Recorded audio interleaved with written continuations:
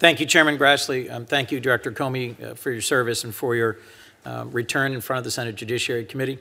I want to start by asking about a letter, and Mr. Chairman, I'll submit this for the record if I might.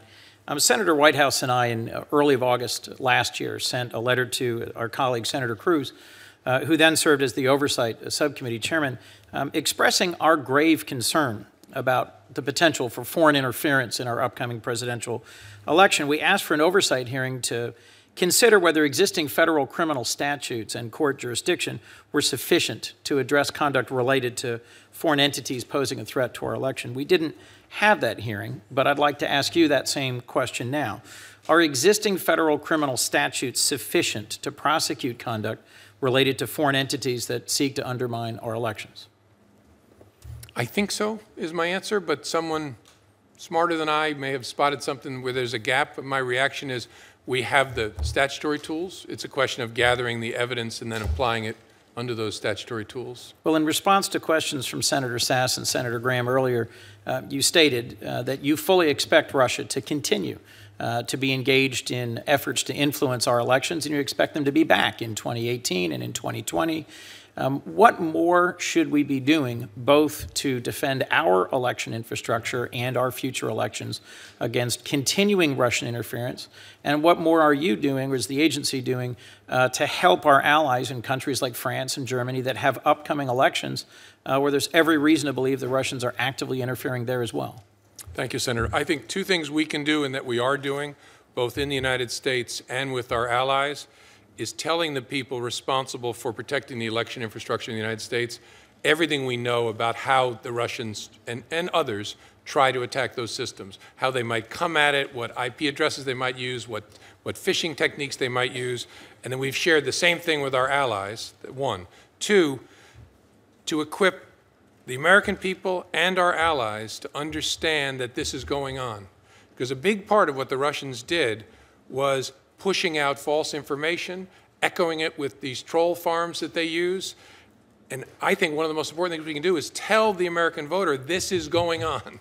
You should be skeptical, you should ask questions, you should understand the nature of the news that you're getting. And we deliver that same message to our European colleagues. And an interesting thing is happening. The marketplace of ideas is responding to this because it's not a role for government.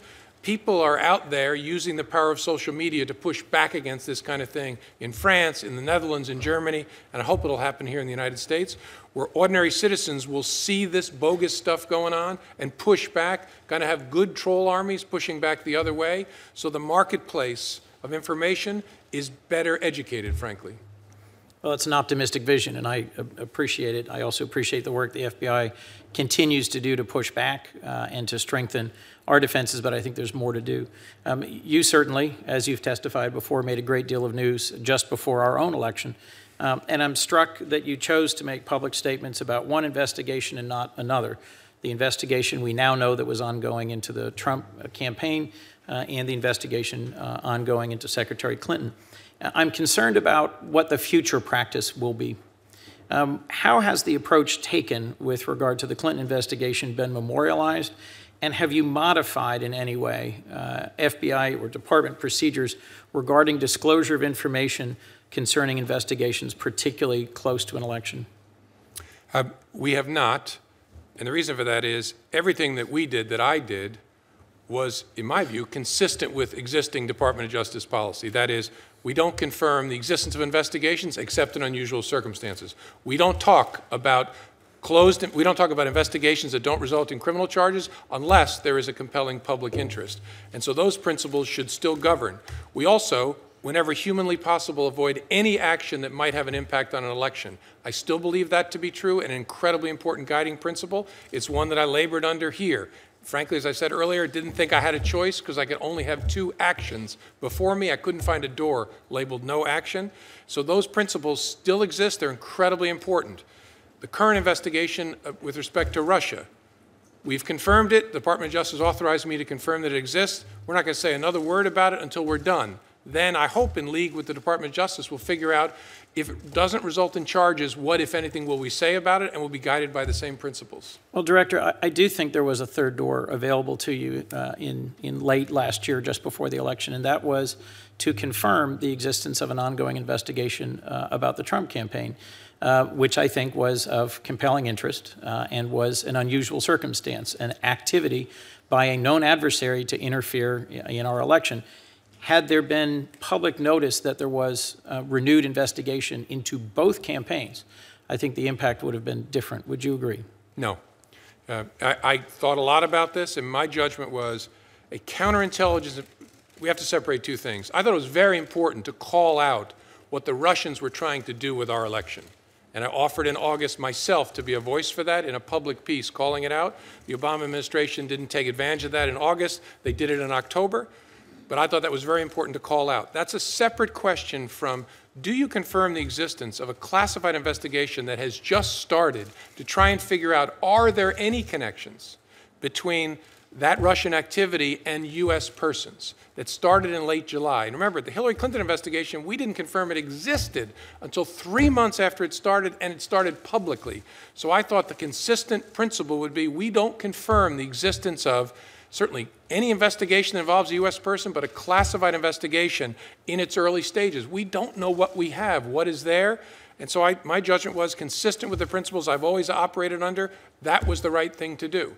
Separately, I thought it was very important to call out and tell the American people the Russians are trying to mess with your elections. Well, I hope that in the future, that attempt to draw attention to Russian interference in our election, which you've testified you expect to continue, will be effective. Let me ask one last question, if I might. There's a lot of ways that the FBI helps state and local law enforcement. One I've been grateful for was the Violence Reduction Network, through which the FBI provided much-needed assistance to Wilmington Police Department. This is my hometown, where we've had a dramatic spike in violence. I'd be interested in hearing how you imagine or how you intend that the FBI will continue to assist local law enforcement in combating unprecedented spikes in violent crime in a few of our communities, such as Wilmington, where they've happened. Yeah, we're trying, thank you for that, Senator. The VRN, the Violence Reduction Network, was piloted in Wilmington and a small number of other places, and we believe it works. Where the FBI brings to a fight that's primarily a state and local fight, our technology, our intelligence expertise at figuring out how to connect dots and which of the bad guys we should focus on, and then our enforcement, our agents and their ability to make cases. And so we're trying to do what we've done in Wilmington, in cities around the country, those cities that are seeing spikes in violence. And the depressing fact is about half of America's biggest cities saw another rise in violence the first quarter of this year. And so we're trying to lean forward and do what we've done in Wilmington in those places as well. Well, we appreciate your efforts to support local law enforcement. Thank you, Director. Senator